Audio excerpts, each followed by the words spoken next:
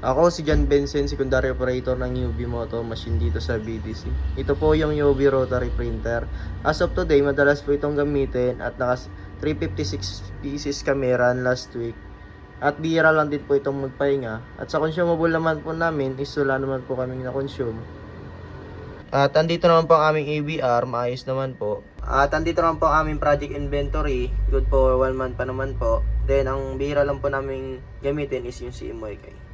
At ito naman po ang aming head, maayos naman po. Then nandito naman po ang aming cupping area. At ganito naman po ang tamang pag-head clean.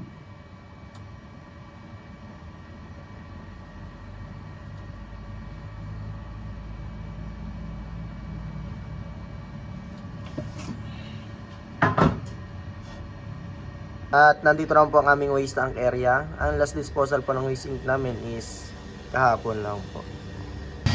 At ganito naman po ang tamang pag-nozzle. Sa PC naman po namin, ang hard disk ng level sa C ay tama lang naman po. At may updated antivirus USB blocker para iwas virus. At nag-delete ako next week ng 1 gig na file. Yun lang po at maraming salamat.